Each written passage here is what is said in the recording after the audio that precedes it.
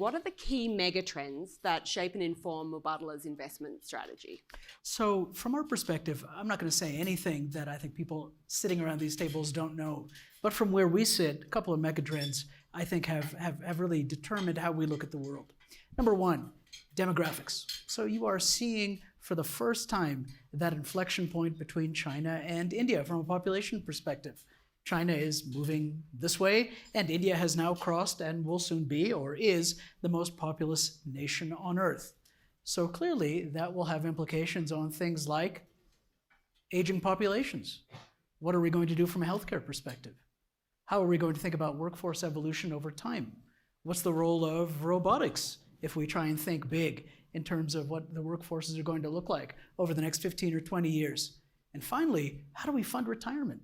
And I know that's a huge unanswered question. Pension liabilities and how we think about that is obviously something that I think, broadly speaking, defines that demographic theme. So I think that's one.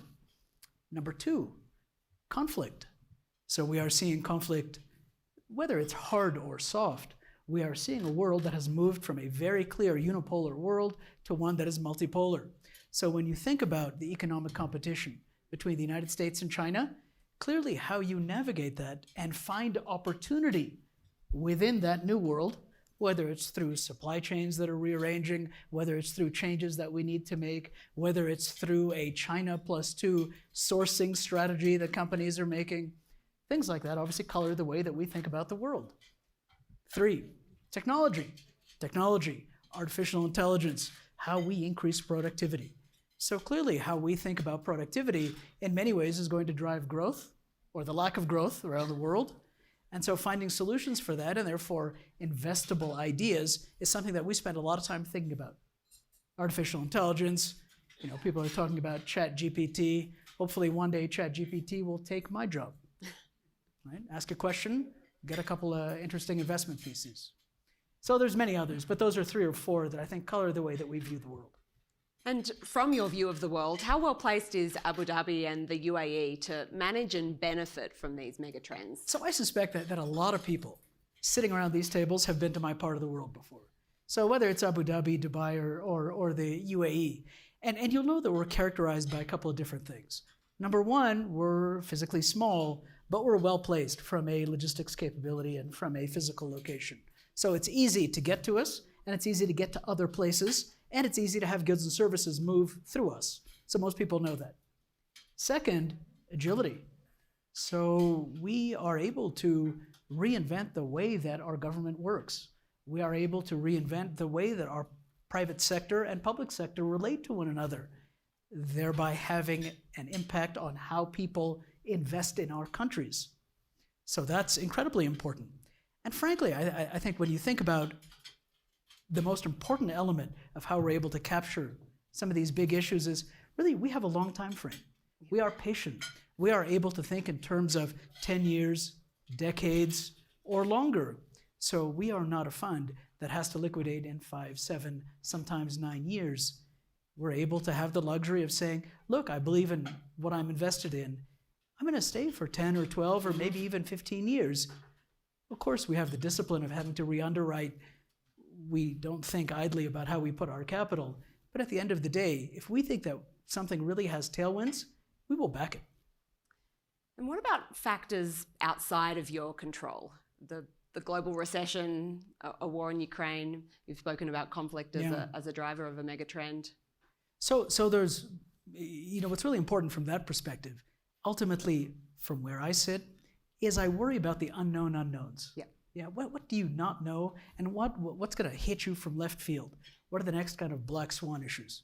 So if we live in a world that's slightly more conflict prone than it used to be 10 or 15 years ago, and we are in an economic upswing, those are things that can be managed, I think, with the fullness of time. Again, you look for opportunity, you are ultimately very pragmatic and hyper-realistic. If you are all those different things, you'll navigate it fine. But the issues are, nobody can predict those black swan events. Yeah. And so what I do is I have as many conversations like this as possible. I learn, I try and figure out what some of those tail events might be, and then we try and plan for them. And as you help this audience plan, how do you think private sector organisations should consider and approach the mega trends that you're identifying? Well, I think private sector can do it better than we can, in the sense that the private sector is agile. The private sector knows how to sniff opportunity. And so the only advice I would give is, private sector, guys, we make great partners. Come talk to us when you have wonderful opportunities, because we love the agility, we love your ability to identify stuff, and we're great partners. Come work with us, and I bet we could do great things together. So Waleed, I got one last question for you, and I think it's interesting to think about signals. And what signals should investors look for in the coming months that would indicate possible economic recovery? Look, I think at the end of the day, the biggest issue that people are talking about and thinking about is inflation.